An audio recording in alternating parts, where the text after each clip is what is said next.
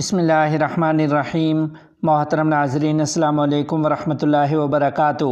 قائد جمعیت حضرت مولانا فضل الرحمان صاحب کا مردان میں کسان کنونشن سے خطاب۔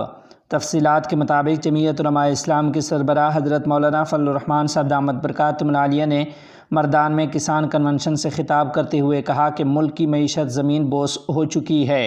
معیشت اس حد تک گر چکی ہے کہ کوئی حکومت لینے کو تیار نہیں۔ شہباز شریف حکومت بھی عوام دشمن پالیسیاں اپنائے ہوئے ہیں۔ ملک کی 70% معیشت کا دار و مدار زراعت پر ہے۔ بدقسمتی سے پاکستان میں کسان کو تباہ کیا گیا۔ حضرت مولانا فضل الرحمان صاحب کا مزید کہنا تھا کہ چین کے ساتھ تعلق غیر متنازع تھا، اب چین نے بھی پاکستان میں سرمایہ کاری سے انکار کیا ہے۔ ملک میں سیاسی استحکام اور امن و امان کی صورتحال خراب ہے۔ غیر معیاری اور غیر ضروری گندم منگوایا گیا۔ انہوں نے کہا کہ عوام نے ووٹ کس کو دیا اور پارلیمنٹ میں پہنچا کون؟ سپریم کورٹ کے حالیہ متنازع فیصلے پر بات کرتے ہوئے قائد جمعیت کا کہنا تھا کہ آج ایک بار پھر مذہب کو نشانہ بنایا جا رہا ہے۔ اس سے پہلے جو کام حکمران اور پارلیمنٹ سے نہ ہو سکا، اب وہ کام عدالتوں سے لیا جا رہا ہے۔ مولانا فضل الرحمان کا کہنا تھا کہ اگر کسی کا یہ خیال ہے کہ وہ قادیانیوں کی پرانی حیثیت کو بحال کر سکے گا تو یہ اس کی بھول ہے۔ ایسے فیصلے ہماری لاشوں پر تو کیے جا سکتے ہیں، ہم زندوں پر نہیں کیے جا سکتے۔ مذہب کو نشانہ بنایا جا رہا ہے۔ جب کسی حکمران سے نہ ہو سکا تو اب وہ کام عدالتوں سے لیا جا رہا ہے۔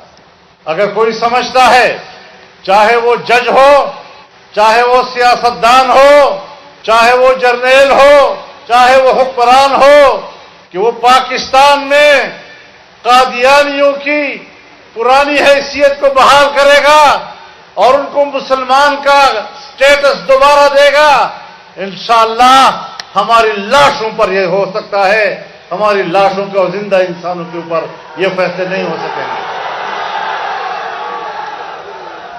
مولانا فضل الرحمان صاحب نے کہا کہ تم نے امریکہ سے عہد و پیمان کیا کہ ملک سے قرآن و حدیث کے علوم اور اسلامی تہذیب کا خاتمہ کرو گے، تو سن لو، میں نے بھی مدینہ منورہ میں روضہ رسول پہ آقا نامدار صلی اللہ علیہ وسلم سے وعدہ کیا ہے کہ انشاءاللہ پاکستان میں علوم اسلامیہ، قرآن و حدیث، ان کے مراکز و مدارس اور اسلامی تہذیب کے تحفظ کے لیے جان دے دیں گے، لیکن تمہارے اس ایجنڈے کو کبھی پورا نہیں ہونے دیں گے۔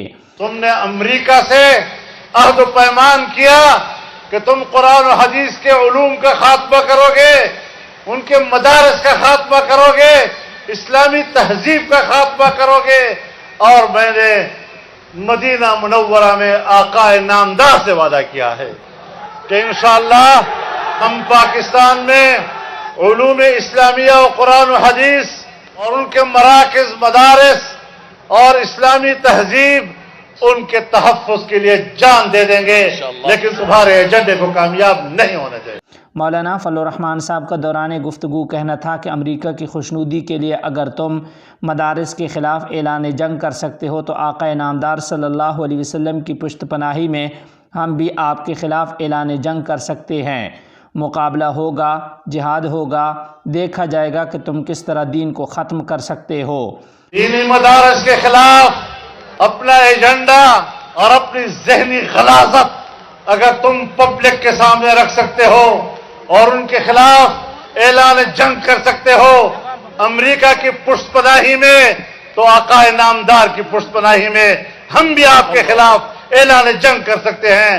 مقابلہ ہوگا، جہاد ہوگا، دیکھا جائے گا کہ تم کس طرح دین کو ختم کر سکتے ہو اور مدارس کو ختم کر سکتے ہو۔ انہوں نے کہا کہ روس کو تم نے نہیں بلکہ ہم نے شکست دی ہے، افغانوں نے شکست دی ہے۔ امریکہ سمجھتا ہے کہ اب میری بالادستی آ گئی ہے، تو سو آپ نے بھی اپنے آپ کو افغانوں میں آزما لیا۔ 20 سال تک افغانستان پر اپنا قبضہ جمائے رکھا، لیکن افغانوں نے اپنے خون کا نذرانہ پیش کر کے تمہیں اپنی سرزمین سے نکالا ہے، اور اگر اب تمہارا خیال ہے کہ پاکستان میں تم دینی مدارس کا خاتمہ کر لو گے تو تمہارا باپ بھی یہ مشن پورا نہیں کر سکے گا۔ آج روس کو کیا شکست دی ہے؟